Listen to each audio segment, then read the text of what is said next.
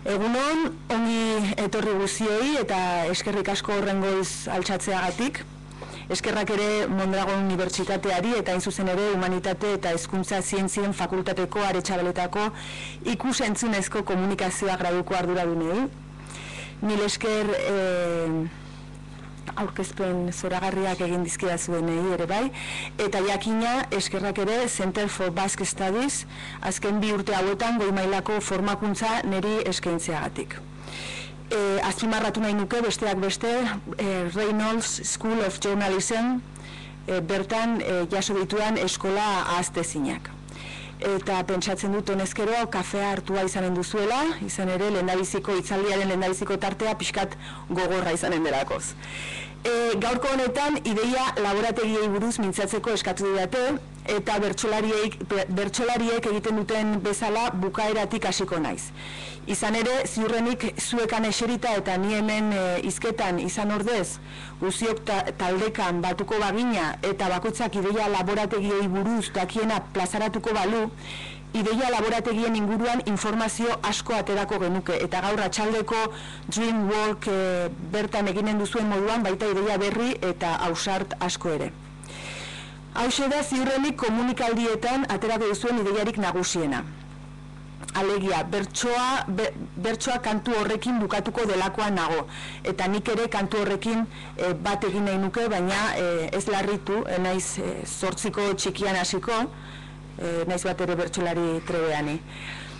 Dena dela, aukera eman didatenez gaurkoan irakurritakoa eta ikasitakoa zuekin konpartitzeko, zuek pixkatxo bat harritzen eta tarteka marteka egi bat edo beste botatzen saiatuko naiz.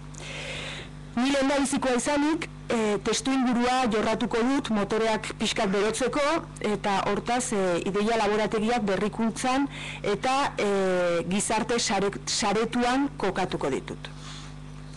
Ohartuko zareten moduan, azken aldi honetan berrikuntza innovazioa behin eta berriro entzuten den hitza da. Ziurrenik zuetako batzu pentsatuko duzue, diskurso hutsala besterik ez dela, baina egia da atzean, eta hau, eraikin hau horren adibidea da, egi mardulak ere badituela. Manuel Castells, soziologo katalandarra eta Berkeley zein Universitat Oberta de Kataluniako irakasleak, gaurko eguneko gizartearen azalpenen fana nauzueni, jarraitzailea, eta besteak beste gizarte saretuaren dinamikak ulertzeko gako argigarriak eskaintzen ditu. Jarraian aurkeztuko dituanak gehien bat communication power, hori tuiteatzen duzuen bitartean izena azpimarratu, communication power liburutik hartutakoak dira eta honetan interesik izanezkero oso irakurketa gomendagarria duzue. Ireki belarriak, erraten den moduan, lehendabiziko kainoika da badoak izue. Eta axolaz pasaizue zuekin nire kuadernotxoa partekatuko dut. Nun zaude, hementxe. Hor duzue hashtaga, ezta? Hasteko. Orduan, Manuel Castellsek onela dio. Finantzien ebaluaketak epe laburreko ekonomiaren dinamika determinatzen du, baina epe luzean dena ekonomiaren hazkundean datza, hau da, produktibitatean edo ekoizpenean. Henry C. Lucas eta Ikatu Omiren arabera eransten du Castellsek, jakintza intensibo eta saretutako ekonomia honetan ekoizpenaren hazkundearen gakoa, eta errepikatuko dut, ekoizpenaren hazkundearen gakoa berrikuntza da. Edo beste era batera erranda, efizienteagoak izan daitezen ekoizpen faktoreak birkonbinatzeko ahalmena edo eta erantzitako balore handiagoa izanen duten prozesuak edo produktuak ekoiztea. Nik dekrezentismoan edo desaskundean sinisten dudan arren, eta baita Castells berak ere, eta hazkundearen logika gehiegi maitez badut ere, aitortu beharra daukat, analisi hau oso interesgarria egiten zait zera argitzen didalakoz. Orain, gure ekonomia globala, saretua eta hiperkonektatua dela, eta jakintza konpetizio baten menpekoa, nun gainera, ekonomiaren hazkundeak, ekonomiaren epe luzeko dinamika determinatzen duen. Erran nahi baita, eta hemen ekonominari bat baino gehiago egonen da ziurrenik, eta iruditzen bat zaizue zuzentzeko modukoa dela, zuzendu, baina bukatzen dudalariko doi. Zera, epe motzean, Estatu Espainiarreko adibide bat da. Estatu Espainiarreko finantzen ebaluaketa komunikazio kanpainei erantzuten badie, epe luzean ekoizpenaren hazkundeari erreparatu behar diogu. Hazkundea eraikuntza enpresen burbuilek eragin dezakete, baina erran bezala ekonomia saretu global eta hiperkonektatu honetan milioika etxe arrunt eraikitzeaz gain, eta hau errespetu guztiarekin erraten dut, beste zerbait ere egiten badugu hobe, eta hori nolabaiteko berrikuntza balu are hobekiago. Eta honekin zetorren hau guztia pixka laguntzeko. Bigarrena ez aitat antziko, bigarrena, hemen txeduzue. Innovatzeko zer egin behar dugu? Zer baldintzak azpimarratzen ditu Manuel Castells doktoreak? Ea ba, bigarren kainoika da, prest. Batetik, lehendabizi, berritzaileak sormen kulturalean oinarritzen dira, erraten du. Hortaz, kultura lagundua, ongi ikusia, estimatua beharko genuken. Bi, ekintzailekiko erakunden irekitasunean. Eta hemen badut hortan oinarritzen da. Eta erotuko zaituzet pixkat, baina maite dut nik kino pilo bat, ez da gitortik ongi ikusten duzuen, erraten dio gizon potolonek, erraten dio gaztetxoari, y usted joven posee ideas propias, eta mutikoak erraten du, no, yo alquilo, estupendo, porque aquí no queremos sorpresas, ezta? Pixkat horren kontrakoa beharko luke izan ekintzaile tasunarekiko jarrera.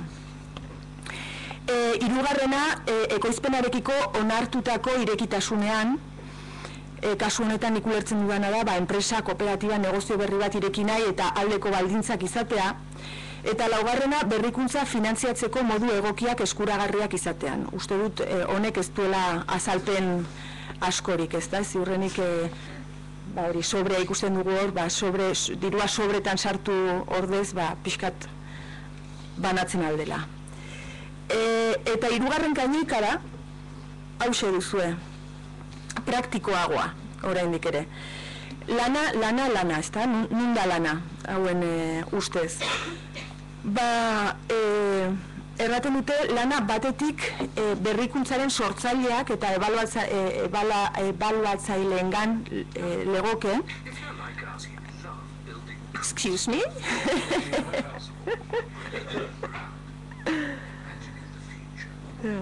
Thank you, George.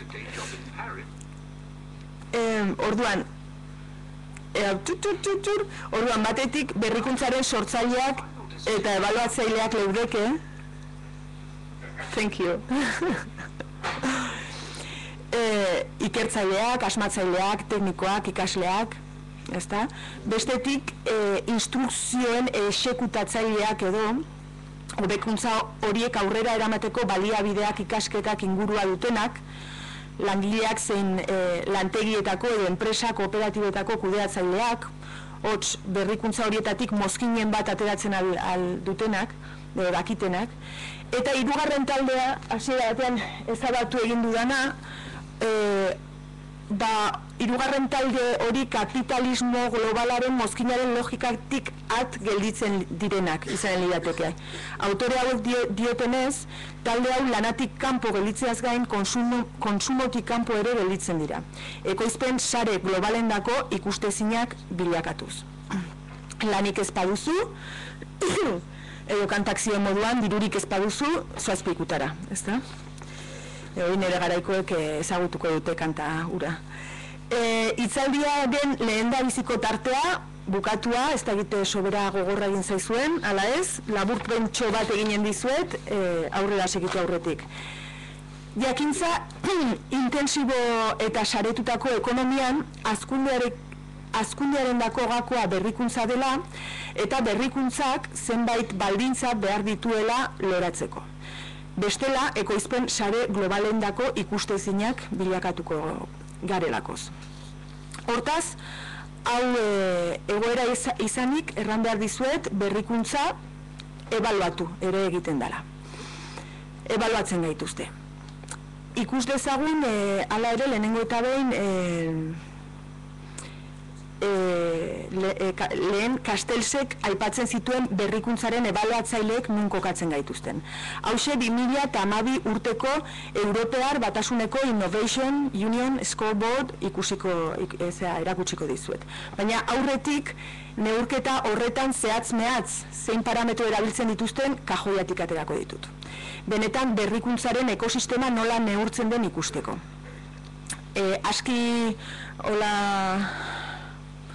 ez dakit, nola erratearen hitz asko ditu, hemen duzue. Holaxe neurtzen dute Europatik berrikuntza. Pixkat laburtzearen, lehendabiziko taldean ahalbideratzaileak edo leudeke, giza baliabideak, hau da ikerlariak, formakuntzan buru belarriari direnak edo garenok, ikerketak aurrera eramateko sistema erakargarriak izatea, eta hirugarrena izan litzateke diru laguntzak publikoak zein pribatuak. Eta, gero pixkatori gehiago zabaltzen dute. Bestetik, enpresen jarduerak, erdikoa, inbertsioak, enpresen arteko harremanak eta baita ekintzailetasunarekiko jarrera eta aktibo intelektualak, patenteak, komunitate markak eta honelakoak. Eta hirugarrena bien emaitza izanen litzateke. Irtera edo emaitza, ezta, lanari begira. Enpresa txiki eta ertainei begira gehien bat, eta ekosistema ongi uztartua dagoelaren seinalea izanen litzateke enpresa txiki hauek berrikuntza haien baitan dutela. Eta ebaluatuak izan ondoren, behar bada, interesgarria izanen litzateke jakitea nola kokatua gaudengu. Horretarako, erran bezala, Europear Batasuneko Innovation Union Scoreboarda erakutsiko dizuet, eta baita World Economic Forumekoa. Espainia 10. da, baina atzetik aurrera. Horian ikusten duzue. Hauxe da bestea, mundu mailan. Ezta, hori zain litzateke, pixkat Finlandia ikusten duzuen moduan lehendabizikoa. Eta baita ere egiten dute eskualdeka. Eskualdeka ikusten duzuen moduan, erranen dizuet pixkat nola den, hemen badut, urdinak berrikuntza liderra erran nahi du, berdeak erran nahi du berrikuntzaren jarraitzailea, horia berritzaile moderatua eta laranja berritzaile txikia edo xumea izanen litzateke. Eta hau da, pixkat 2007, 2009, 2011. Hor ikusten duzue, hasiera batean aski ongi eginela, orain ere berdeak izanik jarraitzaileak gara, baina esfortzu pixkatxo batekin, behar bada, urdinak izatera ere ailega gaitezke, ezta?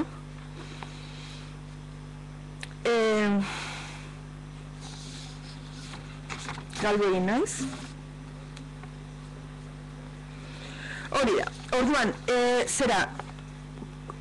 behin etxean gaudelarik, Javier Etxeberria, filosofoak eta Ander Gurrutxaga soziologoak innola ben Las Rutas Navegables liburua atera zuten, baita ere oso interesgarria, bertan EAeko berrikuntzaren inguruan egindako ikerketa plazaratzen dute, eta besteak beste zenbait ondorio atera zituzten, ondorio orokorrak, baina iruditu zait oso interesgarriak zirela, guretzako.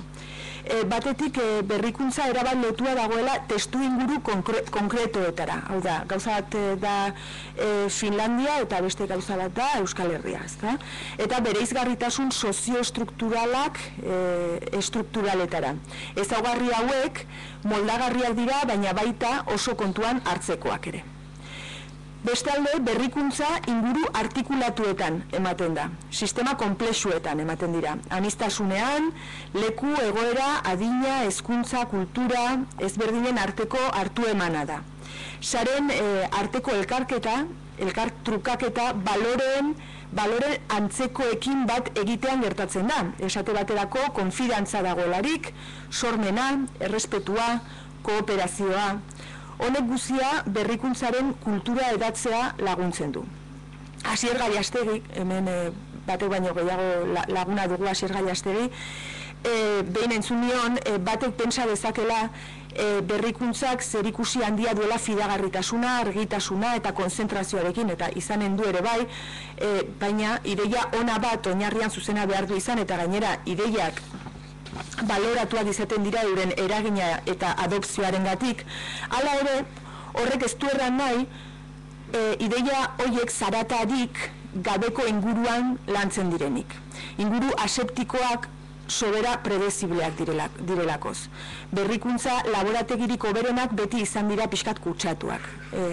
Argitzen zuen Asierrek, eta okerrez panaiz Asierrek hartu zion hau Steve Johnson idazle estatu batuarrari. Hortaz, eta hause Ander Gurrutxagak erraten du, jakintza trukaketa gertatzeko egoera prest dagoelarik praxia gertatu beharko luke. Eta praxiak metodoa eskatzen du. Nire ustez, ideia laborategiak jakintzaren elkar trukaketarako eta proiektu berritzaileen uztartzeko inguru eta metodorako baldintza egokiak eskaini nahi dituzten guneak dira. Hau izan litzateke, ideia laborategien definizioa. Pixka luzea, ez dakite.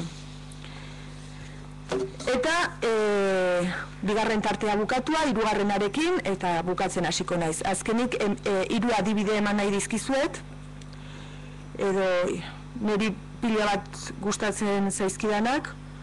Lehendabizikoa da, hau nundut nik. Hemen txedut nik. Lehendabizikoa da, Australiako Melbourneko RMIT Unibertsitateko Tim Batcher irakasleak Melbourneko hub edo ideia laborategiari buruz prestatutako bideoa, unibertsitate hontan diseinua eta teknologian espezializatua dira, eta Batcher jauna erakunde eta storytellingean aritzen da. Baita ere niri karagarri interesatzen zaizkidan bi arlo. Ingeleraz, ongi, aritzen zaite? Bai? Ez? Yes. Yes. Hiru minutuko bideotxoa da hau, inglesez da, jakina, eta zera, bi ideia orokorrekin gelditzeko eskatuko nizuek edo, niri behintzat horiek interesgarriak egiten zaizkit. Batetik, gure betiko komunitateak, auzoak, familiak, lagunen artekoak, kuadrilla, leku batzutan, adiez Melbournen gero eta ahulagoak direla, eta honelako lekuak bilakatzen ari direla gure komunitate berriak, ezta? Hori batetik. Gero baita ere Batxerrek aipatzen du leku ideia laborategi bakoitza ezberdina dela, jendeak pixkat girotzen duelakoz. Eta bideo honetan ikusiko duzue Melbourneko kasua eta Londresko hiru ideia laborategi ere bai. Eta momentu batean ere azaltzen da mapamundi bat nun zenbait ideia laborategi ere agertzen diren. Ea ba, funtzionatzen duen.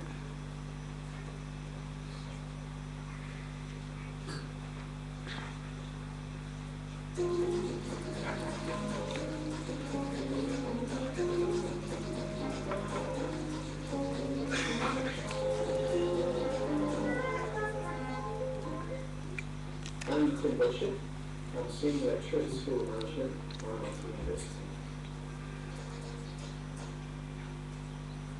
What does it mean to work as a community? That's a good question. I don't think we get a happy answer.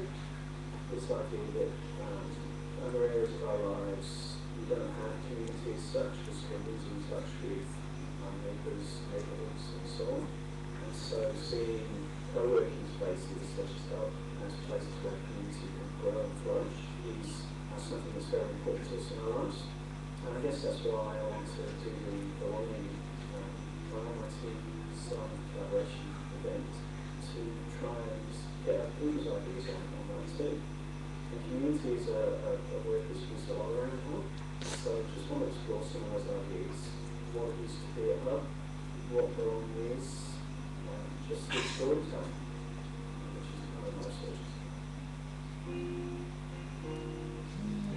We are Connect members as a school, so we don't have to use the space, but I feel that I want to use the space. I don't mind belonging research. It comes back to identity. And I think personally I have different identities here at RMIT, and I have a different identity at the Hub.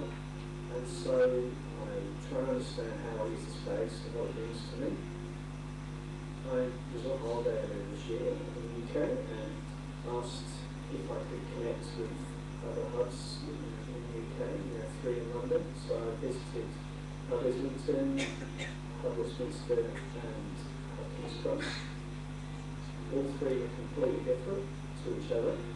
They were very different to Hub Melbourne, and they attract different types of people. And I think that's what's interesting about co-working is that it's the members who make the space, the members create the community, and that is really fascinating, this research. I think there are currently about 36 hubs around the world, but I do know that they're springing up all over the place. Creating not just a local community, but also a global community. What I'd like to do with the next space of my research is to actually go out and use co-working spaces in different corners of the world. How co-working has evolved in different places. If we can really try to understand it, then that will help co-working flourish as a sector, if you like. Whatever it is. We don't know what it is yet, that's the point.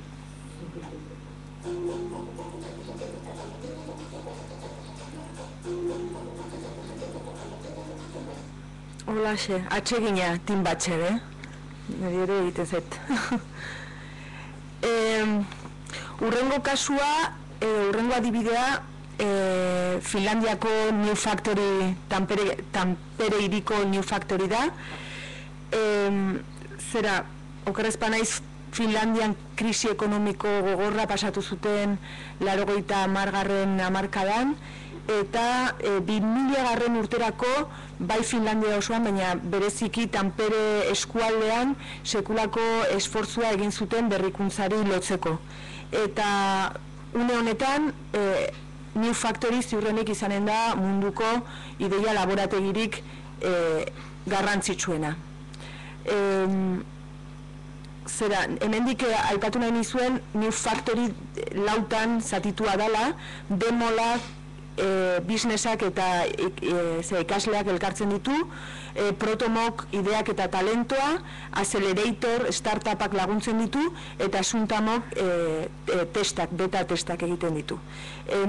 Ez da egit denborarik dudan, baina behar bada sartu ordez, hartu nota, eta zuek hemendik pixkat interesatzen bazaizue, ikertu oso kasu interesgarria delakoz, baina merezi du pixkat gehiegi sakontzea. New Factory, Tampere, Finlandian. Eta okrezpa naiz, bikoitza, newfactory.fi da, begiratu nahi baduzue. Eta azkenik, Silicon Valleyra joanen gara, Estatu Batuetara, han Stanford University eta Silicon Valleyko berrikuntza Stanford eta enpresek 60. hamarkadan edo hasi ziren elkarrekin lanean, horren ondorioa izan zen silizio eta mikrotxiparen kultura hori guzia, ordutik 11 pasatu dira, baina dakizuen moduan, oraindik orain komunikazioaren teknologiaren berrikuntzan punta-puntakoak dira. Joan den urtean ni handik ibili nintzen pixkatxo bat, aurten Facebooken eta Bloomberg Television eta ura ezagutzeko aukera izan nuen, eta aurten IDEOra ere joan nahi nuke haien esperientziatik ikasteko. Diseinuan eta berrikuntzan espezializatutako enpresa bat da IDEO, produktuak diseinatu eta hobetzeaz gain erakundetan ere lan hori egiten dute, eta haien metodoari Human Centered Design erraten diote. Eta besteen esperientzia bereganatzean oinarritzen da. Finlandiarrek ez dizu erakutsi, baina erraten dute mundua zuloz beterik dagoela, eta haiek zulo horiek identifikatu eta konpontzen saiatzen direla, Finlandiarren aidiokoek aldiz entzutean eta ikustean oinarritzen dute haien berrikuntza. Beharretik hurbilen dagoena da hutsune horretaz gehien dakiena. Hortaz, hurbildu, galdetu, entzun eta konponbideak bilatu empatiaren bidez. Izan ere, empatia baita aidiorendako funtsezkoena. Eta nik ikaragarri mate dute aidio.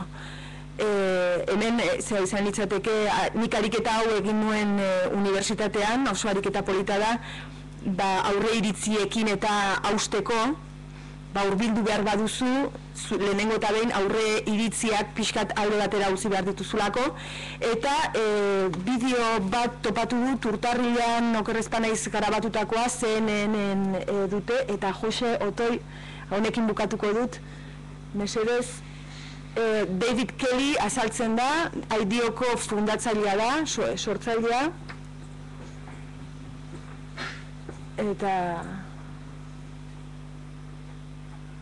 eta pixkan nik erran dizuedana, hobeki erranda.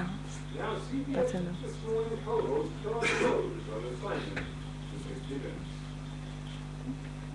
we're going to introduce you to one of the most innovative thinkers of our time. He's a man who has had an enormous impact on our everyday lives. David Kelly is the founder of the Silicon Valley global design firm IDEO. His company has created thousands of breakthrough inventions, including the first computer mouse from Apple, the stand-up toothpaste tube, and a bed of Pringle for Procter & Gamble. IDEO may be the most influential product design company in the world. Kelly was a longtime friend and colleague of Steve Jobs, and he is a pioneer in something known as design thinking, an innovative approach that incorporates human behavior into design. The story will continue in a moment. Segitzen du, The big thing about design thinking is it allows people to build on the ideas of others. Instead of just having this one thread, you think about it, I come up with an idea and then somebody from somewhere else says, oh, that makes me think we should do this. And then you do that. And then you get to a place that you just can't get to in one mind. If you follow David Kelly around IDEO, you can see how he has infused that thinking into the legendary Palo Alto firm he founded more than 20 years ago. Breakthrough ideas happen every day here. The key to unlocking creativity at IDEO may be their unorthodox approach to problem solving. They throw a bunch of people with different backgrounds together in a room. So you're in the business end? Yeah. Our background's in software engineering, Journalism. Aerospace engineer?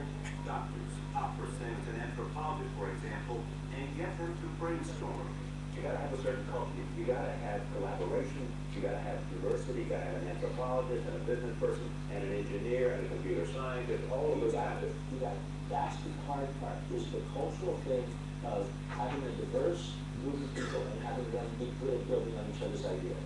They encourage wild ideas and visualize solutions by making actual prototypes. But the main tenet is empathy for the consumer, figuring out what humans really want by watching them.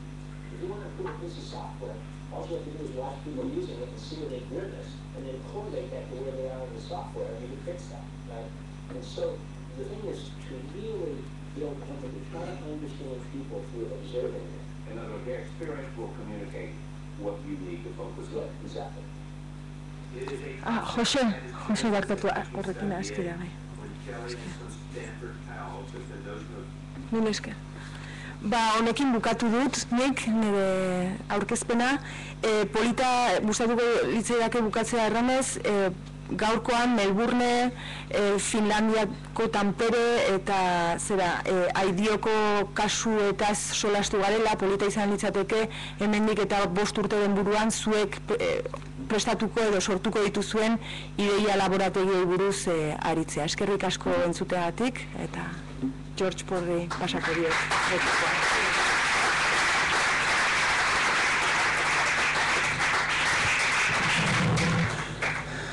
Eskerrik asko Tania. Eta orain George Porren txanda. George Porr Hungarian jaio zen, Kalifornia bizi izan zen 20 urtez eta gaur egun Londresen egiten du lan, nahiz eta pasaporte amerikarra izan. Adimen kolektiboa du gai nagusi. Ikertzaile laguna da Amsterdamgo Unibertsitatean, eta sortu du enpresa bat Community Intelligence, hori da bere gaiaren funtsa, Community Intelligence. Eta blog bat badauka, Blog of Collective Intelligence. Aholkularitza lana egiten du hainbat enpresa, unibertsitate eta erakundeetan, tartean Europako batzordea. Gaur egun diseinatzen ari da ikerketa mintegi bat adimen kolektiboan. Badauka kontua Twitterren izen honekin, abendua teknoxaman. Eta ondoren hitz egingo dugu gai honetaz. Idea Labs for Media Innovation. Idea laborategia edabideak berriztatzeko. Thank you for coming, Mr. Paul. It's your turn. Thank you. Well, I would like to start. Can you hear me? Good. So I would like to start with asking myself, what is innovation?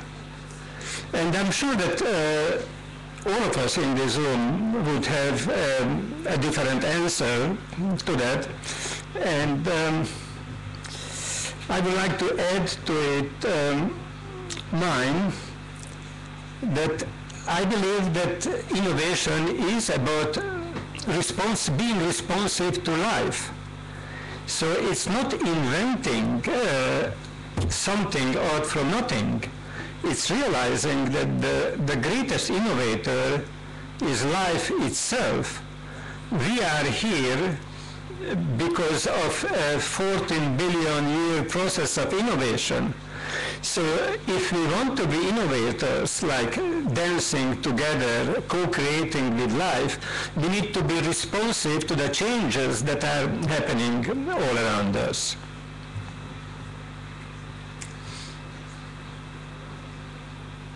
One of the changes for me is figuring out how to make the technology work, but here it is. So if I'm looking at the history of symbol manipulation, like writing, when humans invented writing, it was a form of manipulating symbols to transfer sheer meaning. Beyond writing, it was not alphabet to start with. It was just all sorts of image signals. So inventing the alphabet, that was a big innovation. Then 20 or 30 different letters symbolizing different sounds, capable to transmit more complex concepts. So with that, we developed the capability of more abstract, more conceptual thinking. Then the mass media, the invention of the book, that was another stage in the development of symbol manipulation tools, because with the books, massive spread of ideas became possible, and finally the internet. I wouldn't say finally, because we don't know what comes after, but at least currently the last word of innovation in automated symbol manipulation is the internet, that really started around 68. But at that time it was only for the military and in the US and academic institutions. And then around the mid-90s came the World Wide Web, as we all know it.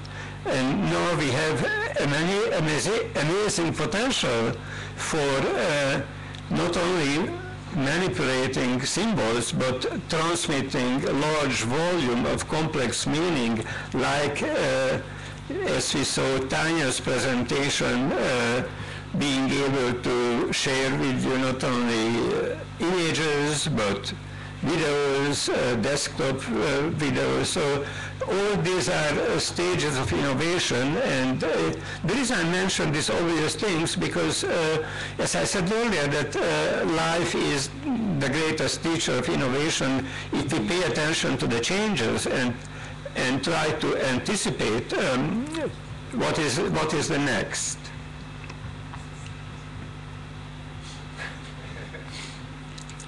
So what is the next is I created this simple model of innovation architecture that I differentiate. When we talk about innovation, it's not just one kind of innovation. There are technology innovation, there is business innovation, learning innovation, social innovation. All those are different kinds of innovation, and probably the sweet spot where the highest payoff is when we address all 4 or 5 areas of innovation. So when you are engaged in an innovation project, try to be sure that it's not only business innovation or not only social or not only technology innovation, but design it so that it hits all the 5 areas of innovation. In the middle is the aesthetic innovation. And by aesthetic innovation, I don't mean something just making things beautiful, but more like enhancing the fun factor, the fun value in all what we do and create. And then here are some examples of the different type of for business innovations. You heard of complementary currencies, open innovation, open book management. For the technology innovation, the latest thing that I'm fascinated by is Google Glass, augmented reality, 3D printing. For social innovation, there are new models of governance, microcredit, fab labs, learning innovation. You can think of the massive open online courses, peer-to-peer learning, communities of practice. All these are different new ways of learning. So then if you want a really simplified model of innovation, you can always, you don't really have to make any notes of what I'm saying because you will get the copy of this presentation. So if you go back to this 5 branch of innovation with the 4 blades of the propeller and the center and the aesthetic innovation, that you can use that model if you have a really complex innovation project. If you are working on a simple innovation, I suggest that use this threefold architecture, the simplified innovation architecture, which is about viability, feasibility, whether it's technically feasible, whether you can make it, whether you can create the thing, if it has to do with technology or media or software. Viability, whether will people buy it, will there be a market for it, can you create a market for it, and for desirability, will people want to use it, and here are some dimensions of the desirability. What would make people wanting to use it? So your innovation should provide this quality of the experience, the customer experience, that it has to be entertaining so that people want to stay with using it. It has to be escapist. Escapist is another word to they have to be able to do something with your innovation, so they get absorbed, immersed in your innovation, and it has to be educational, so they have something to explore by using what you created. Then I want to talk about one particular idea lab, which is an example of open innovation. That's the Knight News Challenge. Every year the Knight Foundation throws a lot of money, like about $1.5 million, to initiate a contest, a competition for innovative projects related to the media. And the good news is that you don't have to be American to participate in it. So people all over the world provide ideas for what they want to do. And last year there were 5 winners, and I want to show what they have created.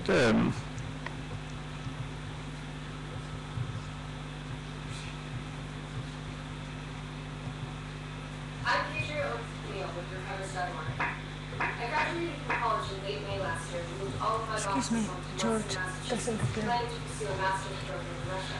An EF3 tornado, a half-mile wide, rode through my town and over my house. In the immediate aftermath, my sister Morgan and I got a crash course in disaster organizing. And we learned a lot. Largely organizations like the Red Cross and the United Way. Maybe a technical person could, because frequency range of the screen.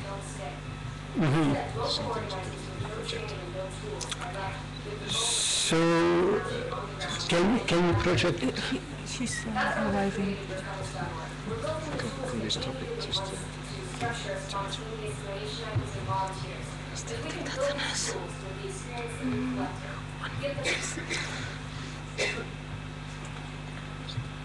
Ez hortik ikusten da erresoluzioa izan da.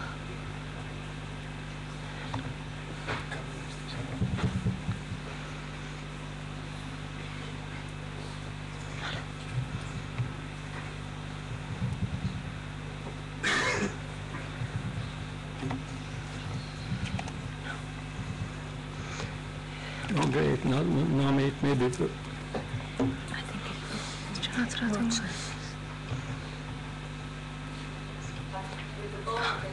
That's good. Okay. No.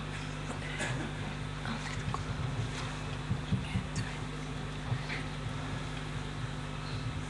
Hi. Thank you. That's why we created your Coming March. We're building the tools that we needed in months to structure spontaneous donation items and volunteers.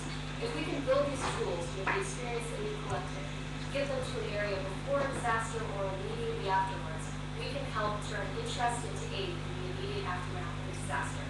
You can find out more about us at recoveries.org. Hello, my name is Felipe Costa. I'm a Chilean citizen living in Santiago, Chile. And today I'm very excited to share this brand new project together with Jeff Warren, which is called People TV. People TV is a global live streaming network where we aim to get millions of people that today hold in their hands enough technology, enough mobile power to be the eyes and the witness of things that happen in the world live. Today, thousands of events happen each day, and we don't get a chance to share them or see them because usually we take a while to post the content, but we are missing things. We miss the action, and we don't want to miss the action. We want to see the stuff that is actually happening live, and so we want to make that easy to share, to see. And that's what People TV is about. It's easy to share a post of live content. Each post, each content that you want to share live is your reference in the app. So you just go to People TV, search the map, and look for the content through different filters that we have. The reason what we're doing is that today in the era of the web, there's no longer editors. You get to pick what you're supposed to see or when. I think that it's time for TV to change and democratize access to live stream content. I'm Robin Nanzai, I'm the former head of online Osio English, and this is my name is Harun. I'm from a small applied research company. We make cool stuff to solve interesting problems. and we just won the Live News Challenge for one of the really cool things we're building. It's called signal noise, and we're hoping to extract the signal from the noise to help newsrooms perform better. Harun, can you tell us how the technology works? So basically what we do is we pull a whole bunch of sources, some using polling, some using consuming real-time streams. And what we're looking for is to try to figure out what stories or what articles are receiving lots of movements on social networks. So we're looking at high spikes in Facebook likes, shares, comments, tweets, or any of these things. Basically just trying to figure out which articles are gaining popularity of movement on popular social networks. And what signal noise means for a newsroom is that you're logging to our dashboard and you immediately see what's going on with your content. But more importantly, it allows you to see what's going on with your competitors' content. So what the problem that gives to a journalist or editor is that you can look at this and say, this is where I need to focus my resources. This story is really taking off. I should be writing it, or if I've already written it, I should be promoting it. I should be pushing it out. Perhaps I need to write additional content. And we think this is a great way for newsrooms to optimize the existing resources and to produce journalism that resonates with their audiences. I'm Carolina's Reform Project. We produce software and oversee a volunteer network scattered all across the globe that provides privacy, anonymity, and censorship circumvention to people like you. Now, our project is the Secure Anonymous Journalism Toolkit, because journalists are one of the most threatened groups online. You're speaking truth to power, and power tends not to like that. Now, the people in power include governments that have control over networks and do a lot of censorship, and also non-state actors like drug cartels. So what we aim to do is put a host of tools in your hands that not only provide security, but also reduce the financial barriers to producing your own media. So this includes audio-visual applications that are free and open source. And the other thing that we plan to do is to expand our help desk, because some of these tools, maybe they're not as intuitive as they could be, or even if they're really intuitive, if your government or somebody else is blocking your connection in a new way, once we fix that, we need to communicate to you exactly what threatens trust. And so we found out that we can take on governments that do this by having lines of communication. And so that you can get back online and we learn more about what you need. My name is Adriano Carano. I'm the CEO and founder of WhatsApp. So say 7 a.m. you want to catch up with news on your iPad, but you don't wanna jump from an app to another, open Safari, tap here, tap there. You just want the best and latest videos coming straight to your iPad. So look at WhatsApp. WhatsApp is an iPad app that you can download in the App Store, where you can see multiple sources, all the best news channels out there, straight in one single beautifully designed interface. We're a big WhatsApp with an amazing team. We are here at Startex, the Stanford Startup Accelerator, and I was a night fellow at Stanford last year. I've been serving as an entrepreneur for all my life. I'm doing this with Jonathan Landell, who brings 30 years of experience as a hardware and software engineer. We are really devoted to improve and augment your news experience on the iPad. So I encourage you to go ahead and download WhatsApp now. So these were just some examples of people with great ideas who had had a project, needed some money, went to the Knight Foundation. Of course, there was big competition. Hundreds of people around the world are trying to win the award. And some was selected, and I hope that there will be among you also who would have the idea to go for getting the support that you need. So the next slide is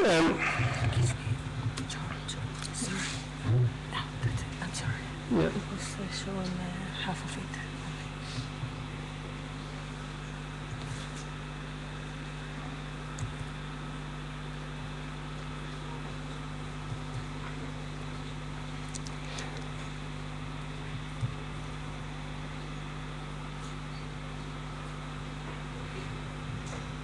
So the next slide is about the Media Shift Idea Lab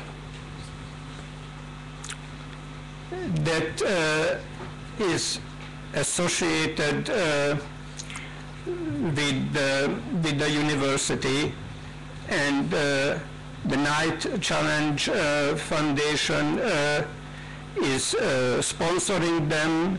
It's a group of weblogs, so that Idea Lab is not like a physical lab, it's just a collection of bloggers who are blogging together about, they are all winners of the Knight Foundation, and so they are using their collective intelligence through collaborative blogging to further the ideas and create new ideas, sometimes with the help of the people who are commenting on those ideas.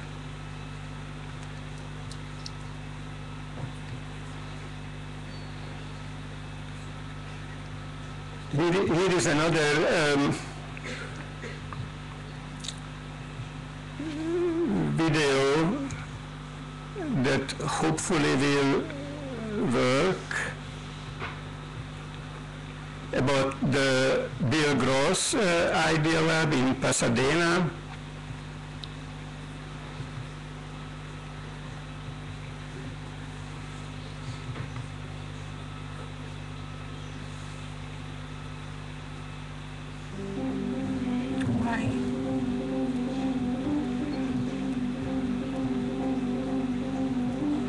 Idea Lab is a technology incubator where we can build companies in parallel under one roof. The purpose of Idea Lab was to build a space where we could brainstorm ideas, great technology ideas that can solve big problems, gather some incredible talent, and have them work on prototyping those ideas to turn them into actual companies. We get a step.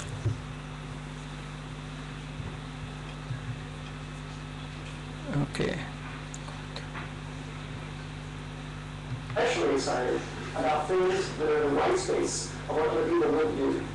I think the most unique thing about Idea Lab is that we encourage experimentation and we embrace failure as learning. We're trying to challenge the status quo with bold ideas. The only way you're going to get people to take bold ideas that actually have a lot of risk is if they actually know they won't lose their job if it fails because of the bold idea, not because of their effort. So we want to make it very comfortable for people to be able to move to a new project if an idea doesn't work out. Idea Lab itself has a few particularly important design constraints. First of all, it's 44,000 square feet all on one floor. The one floor is very important because we want the companies to be very close to one another. We want people to be able to mingle very well. Second criteria, there are no walls higher than this, and there's no private rooms. And we feel that definitely gives companies an advantage to be able to have more shared knowledge, more communication among all the people in the company and even between companies.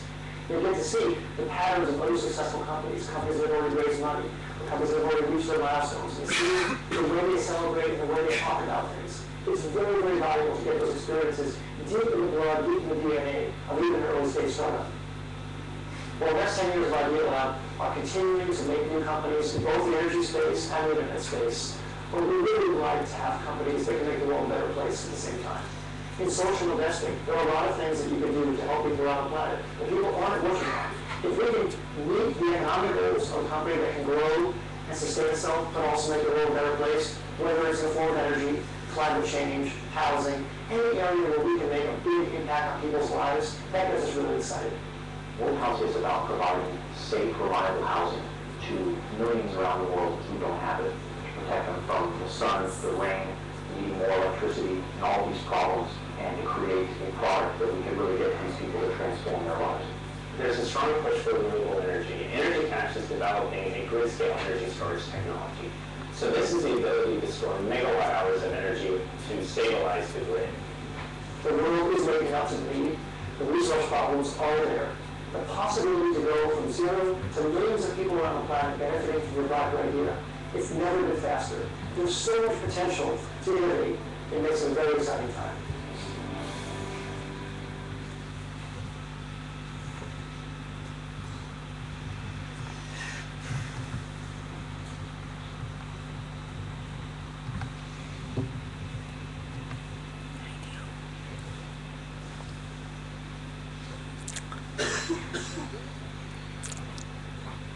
So when I put together, of course I wanted to talk about IDEO, didn't realize that Tanya has already talked about it, but there is something about IDEO that is really a good news for us here in this room. It's not only information, but an opportunity for all of us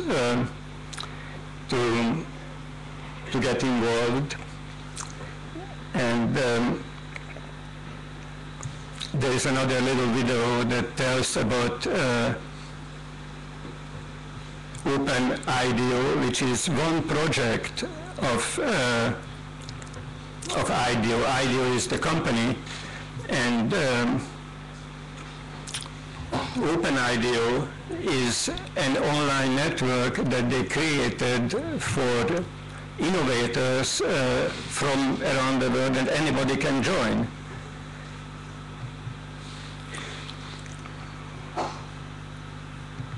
So that's the story of Open IDEO. Designers have been keen to put the best bits of the creative process online and invite everyone to join in. Open IDEO is a global community that will draw on real optimism, inspiration, ideas, and opinions to solve problems together for the collective social good. Each challenge starts with a big question, something to get all of us thinking. Next comes the inspiration phase, in which we all post inspiring things that we've seen out there that might help us solve the big question. The more visual the posts, the better. Images, videos, and stories will all help to get everyone going. After inspiring one another, it's time to flex our creative muscles in the concepting phase. How would you solve this problem? Post your solution and show everyone how you plan to make it a reality. If someone else's idea sparks something for you, you can build on it. Open IDEO was designed with this way of working in mind. This is where you get to collaborate with other people and where the magic really happens. Once concepts are fully formed, they're put through the evaluation phase. This process is exactly as it sounds. You rate and comment on the concepts that you believe will best solve the problem, according to the given criteria. The concepts that rise to the top in the evaluation phase win, with the winning idea being available for development by the challenge sponsor. Your participation in each phase, plus how much you've collaborated with others, all add up to your design quotient, or DQ for short, which you can choose to publicise or keep private. It offers you feedback and recognition. And because we're all good at different parts of the creative process, we all have slightly different DQs. Just like in all good brainstorming sessions, we're going for quantity as well as quality. The more you add, collaborate, and critique in any phase, the bigger DQ you'll rack up. The DQ will become a badge of honour for community members over time. In a nutshell, we've created an open online tool that takes you through the creative process. It's highly visual, collaborative, generates feedback, and most importantly, it's fun to use. Open IDEO offers its community inspiration and recognition. The site will be as good as its input, and we're looking forward to seeing what it becomes. Komunikaldiak, an open platform for innovation where we create better together. So, as I mentioned, if you jot down the web address, www.openideo.com, you can go there, look around, what are the questions that maybe trigger your interest, or what is the question that you would want to contribute, and jump in and play. IDEO is many of the Idea Labs, they are designing not only great innovations, products, but they are also designing new innovative companies.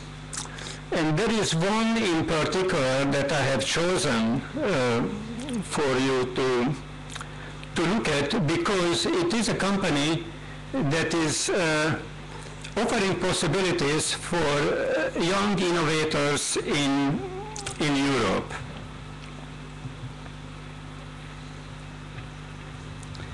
It's called Hack Forward, and it tells this video tells the story of what is Hack Forward about. It was designed by IDEO. You love building cool stuff, pushing what's possible, breaking new ground, imagining the future.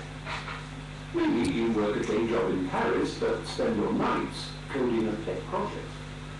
Maybe you're finishing up a PhD in London, but think your final dissertation might have legs beyond the classroom. Or maybe you've already started a little venture in Istanbul, but feel ready to take it to the next level.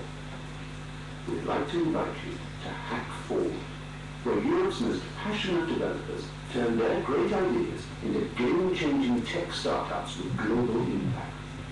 Why are we doing this? Well, we're all successful tech entrepreneurs ourselves, and we're building exactly the support and advice we wish we had back when we first started. So how do we work? You come to us through our referral network with a clickable idea, and perhaps even a co-founder or two who helped you build it. Forget PowerPoint and pie charts. We'd rather understand why you believe the world needs it. If we agree your product shows potential, even if there's plenty yet to resolve, we'll roughly match your current salary for 1 year, so you can spend that time focused entirely on making it something great.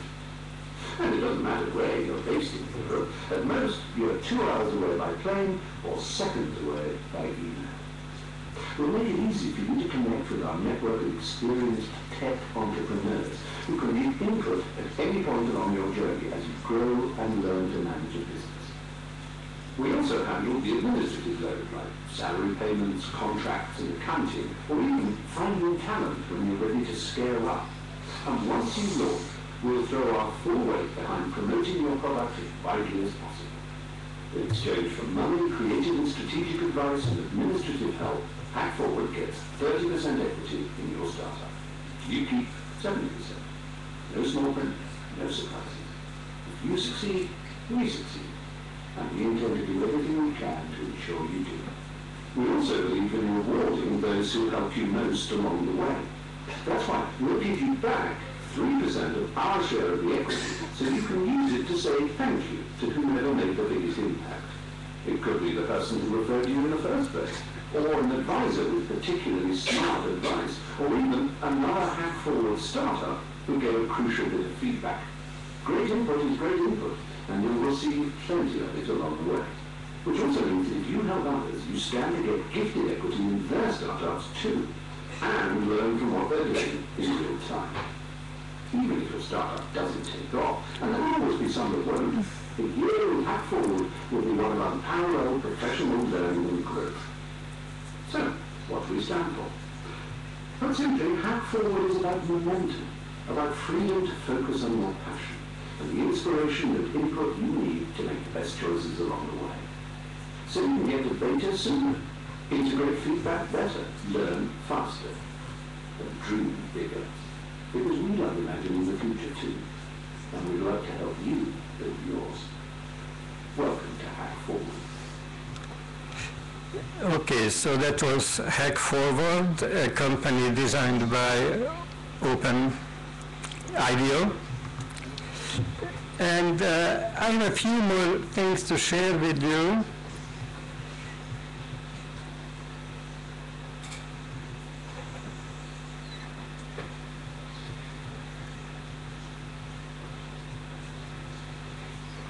Yes, let's look at the Night Lab. That's another IDEA lab.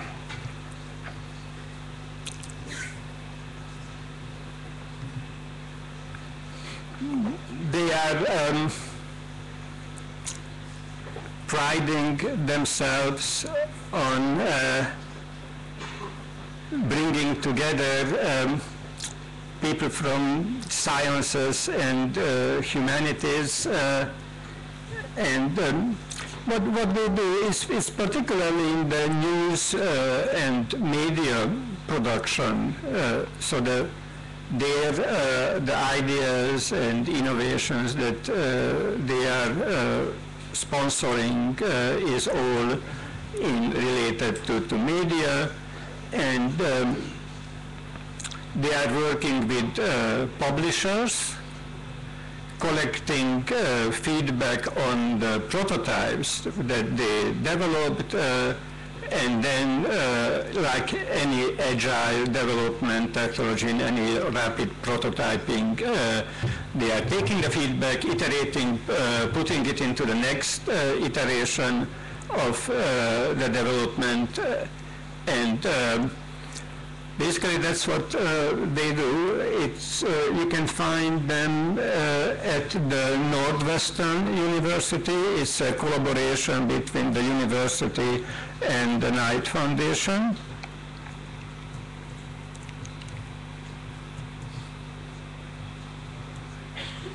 And finally, I want to share some closing remarks that the economic crisis that we are in is not likely that going to go away anytime soon. So do not trust that after school you will find a safe lifelong job, because you may not. If you are very lucky, yes, but I believe that your only safety is in your own passion to innovate, to blaze new trails, just like the founders of Mondragon did. That's your assurance policy, your passion to innovate. And do your homework. Monitor the cutting-edge changes, cutting-edge innovation in your field.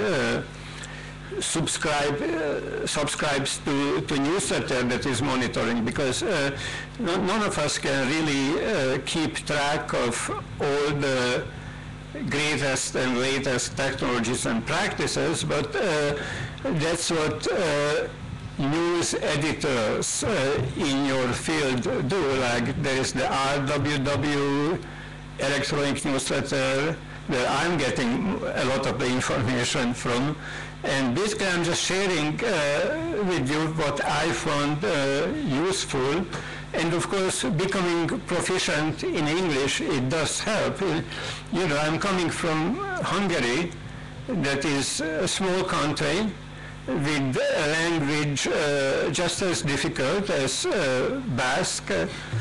And a lot of people in Hungary, particularly young people, they put a lot of effort to learn languages, because if you want to be competitive in a global economy, we have to, and also because a lot of the development, if I don't speak well and read fast, then I'm disadvantaged in terms of staying up to date with what are the best tools, processes. Why do I need to know that?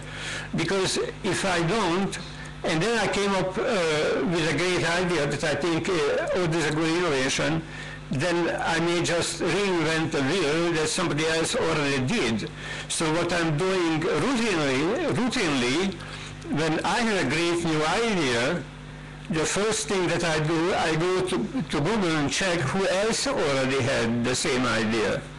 And if I'm lucky, then it's not 10,000 web pages, but only 100 web pages relate to that. And then I can look up those 100 web pages to figure out what did they mean by that? How did they go about it? And if it has nothing to do what I came up with, okay, then I may come up with a different name to do what I want to do. And if it's very close to what I wanted to do, then I send them an email, call them up to see whether it will make sense to collaborate, to create something together. And so that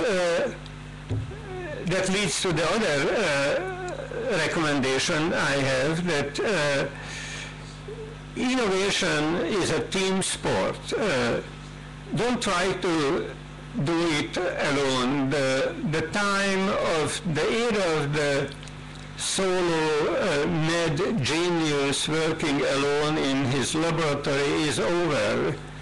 Great innovation is coming from great teams. So team up with 2 or 3 of your colleagues, people who are passionate about what you want to create together, and do it for yourself. Create something that you want to use. Create something that you would enjoy to be a user of. Steve Wozniak and Steve Jobs, when they invented the Apple computer, they didn't think of mass market. First, they just wanted to create something that they can hack with, they can use for themselves, and that gave them the passion to improve it, making it ever better. So when you think of innovation, think of something that you researched in the world, you know that it doesn't exist yet, and you know that you would really love to have it. And finally, if you don't have a great new ideas, but you have the innovation bug, you want to do something, and so you want to find some interesting ideas worth playing with, exploring, talk with some of the older techno visionaries. Visionaries always have much more ideas than they can ever put to implementation, and so I'm one of those guys. and just talk with us, explore which of the ideas that you would be interested to do something with, and then engage in what I call intergenerational learning.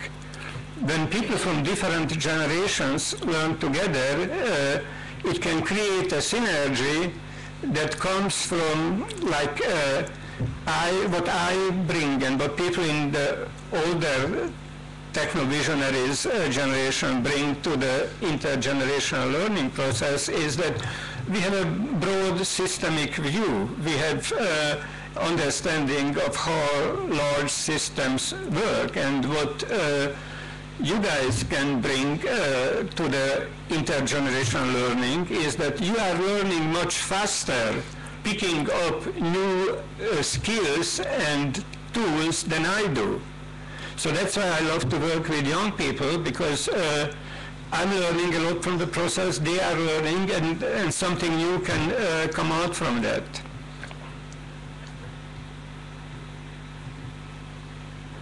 Eskerik asko zure aretagatik.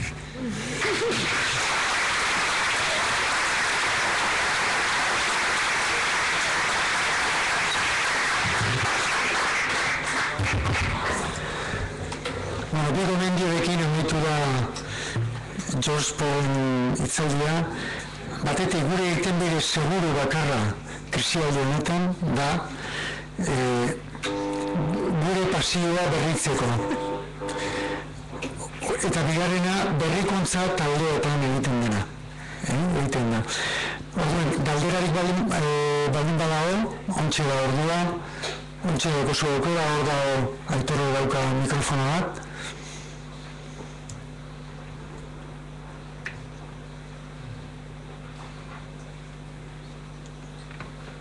Ez da galderarik. Orduan, orain atzeen aldi bat egingo dugu, horatzien, atzeko pasilloan egongo da kafea eta pastak zerbitzatuko dira, eta 11 eta 10 hementxe egongo gara, mesedez itxoin pizkatxo bat, 11 eta 10 hemen egongo gara, ze ordu hortan egingo dugu bideokonferentzia saio bat, Goi Aranarekin, Goi Arana San Franciscon dago estatu batuetan, eta berak aurkeztuko dugu ze asmo daukan datorren ikasturterako ideia laboratorioarekin. Eta, honegin, bazterrate.